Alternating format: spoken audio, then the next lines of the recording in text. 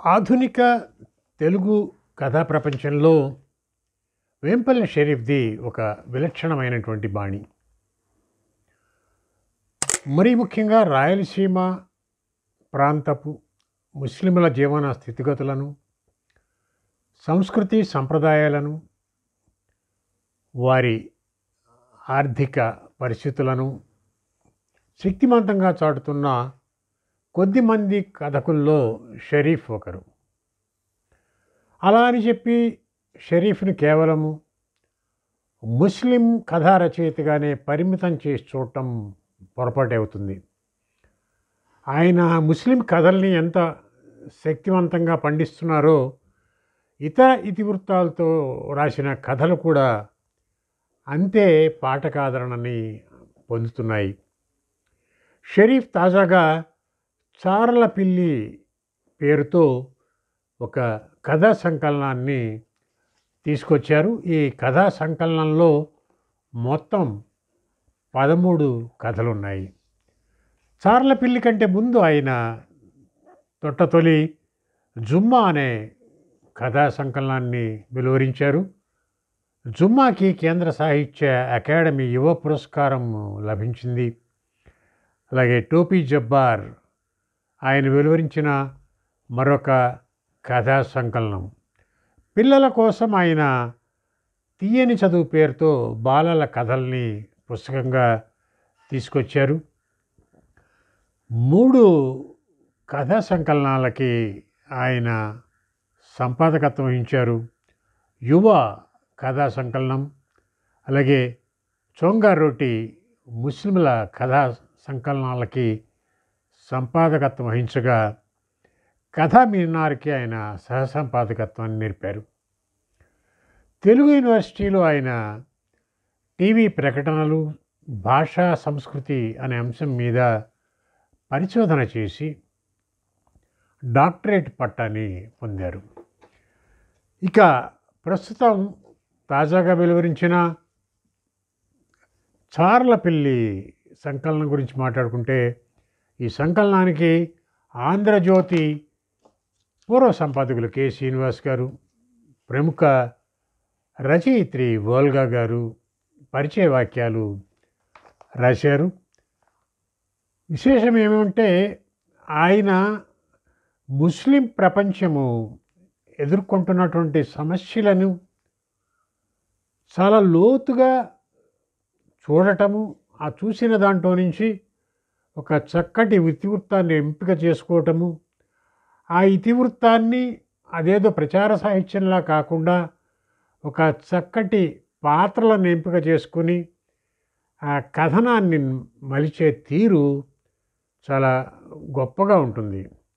ఆ కారణంగానే ఆయన ఈ సంకలనంలో వెలువరించిన 13 కథలు కూడా ఒకదానికి మించి మరొకటి పాఠకాన్ని ఆకట్టుకుంటాయి. అందులోని పాత్రలు చదివేసిన తర్వాత ఆ పాత్రలు మనని వెన్నాడుతూ వస్తాయి. ప్రధానమైన కథ చార్లపిల్లిని తీసుకుంటే, ఇందులో ఇవాళ దేశవ్యాప్తంగా విద్వేషపూరిత రాజకీయాలు నడుస్తున్నాయి. ఆ రాజకీయాలని దృష్టిలో పెట్టుకుని ఆయన చాలా సింబాలిక్గా ప్రజెంట్ చేసిన తీరు ఈ చార్లపిల్లిలో మనకు కనపడుతుంది.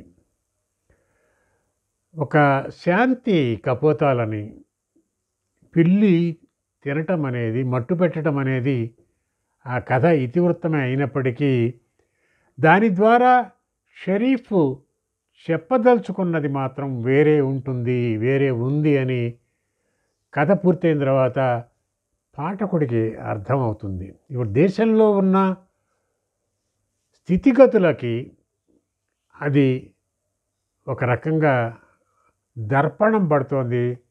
చార్లపిల్లి కథ ఎక్కడ ముస్లింలు, హిందువులు ప్రస్తావన ఏముండదు, విద్వేషాల గురించో లేకపోతే మరొకటో ఉండకుండా కూడా చాలా అంటే పాఠకులని మనసు మీద ముద్ర వేసేటట్లుగా ఆయన తన కథని మలచిన తీరు మాత్రం చాలా అద్భుతంగా ఉంది.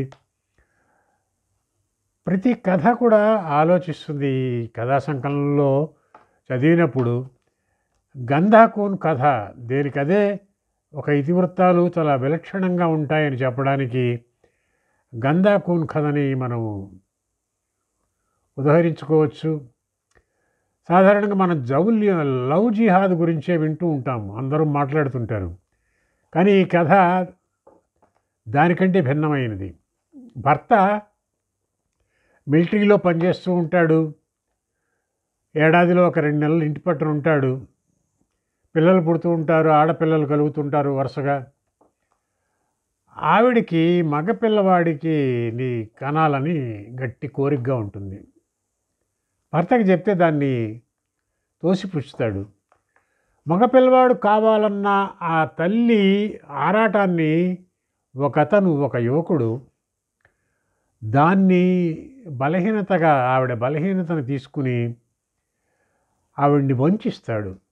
చివరికి మళ్ళీ ఆ యువకుడి ద్వారా గర్భవతి అవుతుంది. గర్భవతి అయిన తర్వాత మళ్ళీ మగపిల్లాడు అనుకుంటే మగపిల్లాడు కాకుండా మళ్ళీ ఆడపిల్ల జన్మిస్తుంది. చివరిలో ఆ కథని చాలా హృద్యంగా కథకుడు మలుపు తిప్పుతాడు.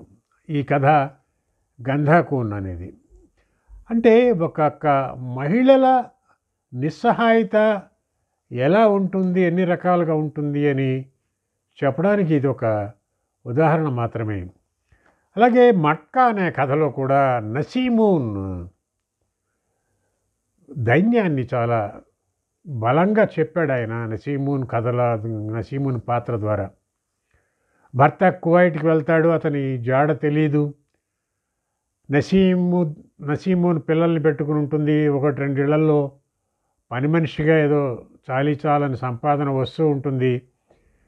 పిల్లల పోషణ కోసం అని చెప్పి చాటుమాటుగా రాయలసీమలో చాలా ప్రబలంగా ఉన్న మట్కాని ఎవరికీ తెలియకుండా పిల్లవాడి ద్వారా కొంత మట్కా ఆడుతూ ఉంటుంది కుటుంబ పోషణ నిమిత్తం. అలాంటి నసీమును ఒకరి దగ్గరకి మట్కా కోసం 100 రూపాయలు పెట్టుబడి కోసం వెళ్తే వాళ్ళు అడి చేసి మొత్తానికి తన పేరుతో కూడా మరొక 100 రూపాయలు ఇచ్చి మొత్తం 200 రూపాయలకి మట్కా ఆడతారు. ఆ వచ్చిన మొత్తాన్ని చెరిసగం పంచుకుందామని చెప్పి నమ్మబలుకుతారు. చివరికి నసీముని చెప్పిన నెంబర్కి మట్కా తగులుతుంది. వచ్చిన మొత్తం డబ్బుని ఆ దంపతులు వంచి వాళ్ళు తీసుకువెళ్తే ఏమీ చెప్పుకోలేని, బయటికి తన నిరసనను వ్యక్తం చేయలేని నిస్సహాయమైన పరిస్థితిలో నసీమును ఇంటికి తిరిగి వస్తుంది. ఈ పాత్ర చదివిన తర్వాత మనల్ని ఆ నసీమును అలాగే మనసులో మెదులుతూ ఉంటుంది. మనం చాలామంది వాళ్ళ వృత్తుల ఆధారంగా వాళ్ళ జీవనాన్ని, వాళ్ళ మనస్తత్వాలని ఒక ముద్ర వేసి చూడటం అనేది మనకు అలవాటు. కానీ వాళ్ళ వృత్తికి సంబంధం లేని ఒక సహజ నైజానికి వాళ్ళ వృత్తికి ఎక్కడా పోలిక ఉండదు అని చెప్పడానికి మనం కటికోళ్ల పిల్లాడు అనే కథని మనం ఇక్కడ తీసుకుని చెప్పుకోవచ్చు. కటికోళ్ల పిల్లాడు ఒక ఆవు దూడని, లేగ దూడని పెంచుకోవడానికి ప్రయత్నం చేయటము, కాలు దెబ్బతిన్న చిన్న లేగ దూడని తెచ్చుకోవటం, ఇతర పిల్లలు అతన్ని గేలి చేయటం, నువ్వెటు దాన్ని చంపేసి మాంసం అమ్ముకునేవాడివే కాదా అని ఎగతాళి చేయటం, దానికి అతను హర్ట్ అవటం.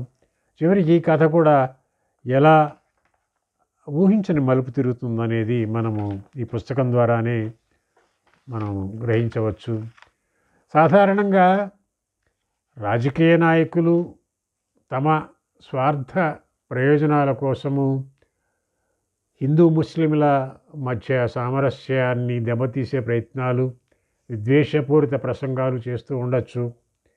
కానీ ఇప్పటికీ పల్లెసీమల్లో హిందూ ముస్లింలు చాలా కలిసిమెలిసి ఉంటారు, సామరస్యంగానే ఉంటారు అని చెప్పడానికి ఆయన రాసిన 2 కథలు మనకి నిదర్శనంగా నిలుస్తాయి.